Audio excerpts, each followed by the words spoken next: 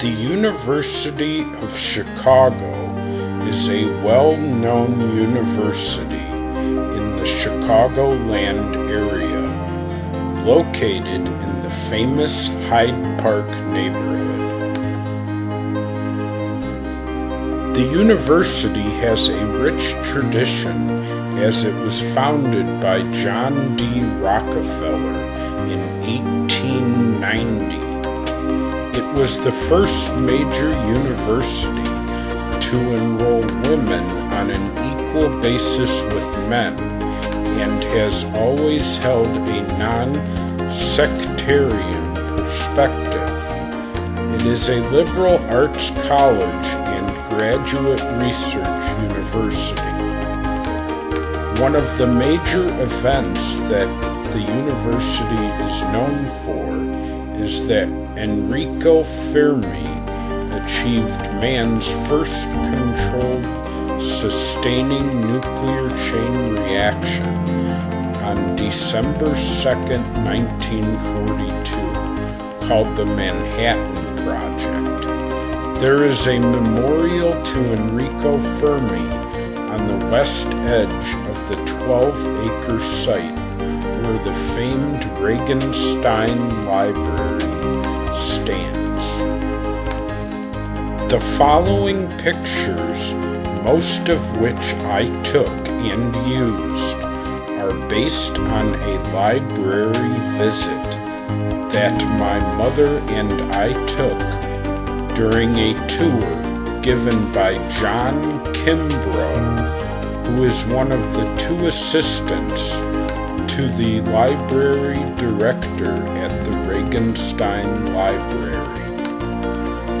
I decided to do this project as my final presentation for my introduction to library science class, and I used these same pictures in a PowerPoint presentation, so I will attempt to entertain and inform you about this very unique library with one of the largest print collections in the world. Sit back and enjoy as we explore the Regenstein Library. This is an image of Joseph Regenstein Jr. The library honors the memory of his father, Joseph Regenstein, who was a fourth-generation Chicagoan and lifelong resident of the city. The elder Regenstein was interested in research and responsible for some inventions in the paper, plastic, and chemical fields. Joseph Regenstein had an intense interest in the development of the city and its institutions. To honor his memory, Joseph Regenstein Jr.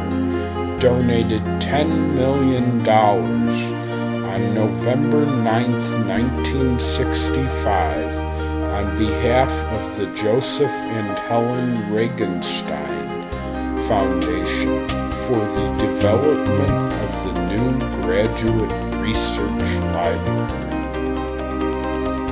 This picture I took of the side of the library is an example of the unique architectural features of the library. Construction on the library was started in September 1967 on the famed Stag Athletic Field of the university, as the university was once part of the Big Ten. It was completed in 1970. The library was designed by Walter Netsch, senior architect from world-renowned Chicago-based Skidmore, Owens, Merrill. The library is 577,085 gross square feet It stands 7 floors tall plus a mechanical penthouse. It is built out of a grooved limestone, which from a distance resembles concrete. University tour guides often remark on the resemblance between each of the elements of the library's facade and the foredge of a book. This is the entrance to the library. On the right side of the door that you saw in the previous picture, the university motto is etched into the building. This image is a machine where a visually impaired library user can place a print material on a bed and the image will display in large print on the screen. There are about 5,000 undergraduate students at the university and about 8,000 graduate students, although the largest group of users is undergraduate students. The library really has to cater to a new group of users, including having more users who have needs for a machine like this one. There is a little bit of everything in the Regenstein Library, or the Reg as it is known to students. The library acquires its collection in areas the university pursues research in.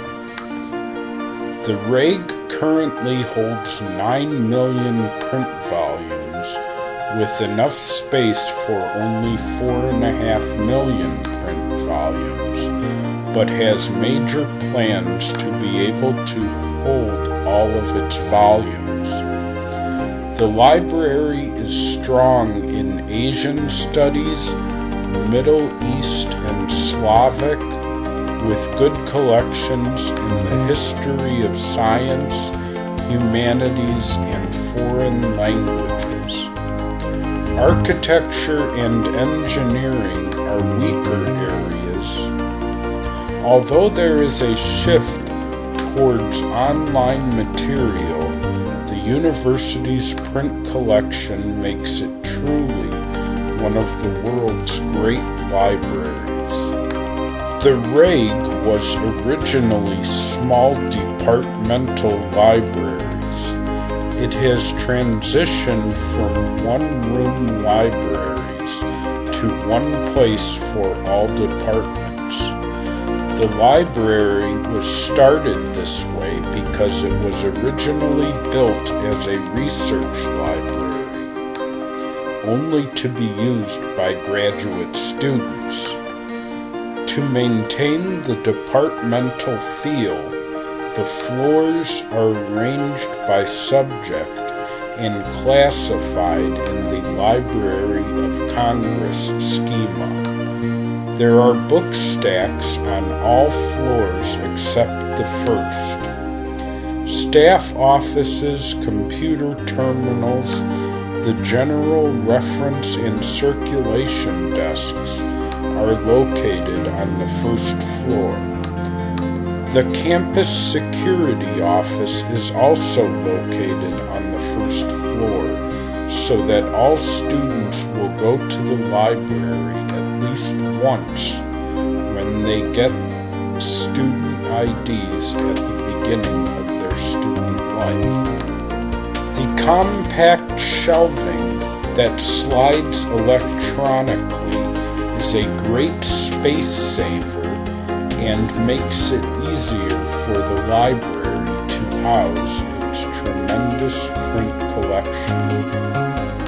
The Regenstein actually houses some of its print collection in Indiana, but plans to bring the collection home. This image is of the Joe Enrica Mansueto Library, designed by architect Helmut John.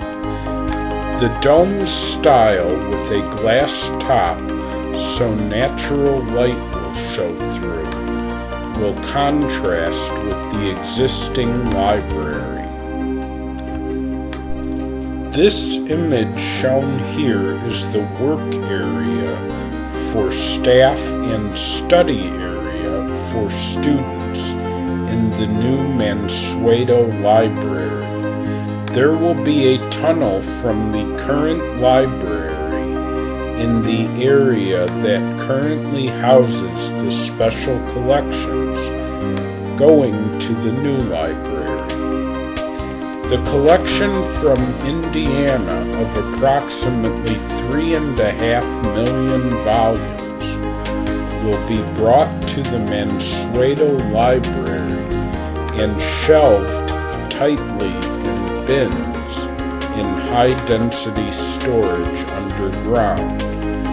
An automatic crane will transport books up, so users can access the materials immediately because of the citation needs of the users. This is the view upon exiting the Regenstein Library. I had a very fortunate experience to go on the tour with my mother, given by John Kimbrough, at a place where it is very difficult to gain public access to. I learned so much and have been very happy to have been able to give just a small glimpse of what I saw in this one-of-a-kind place.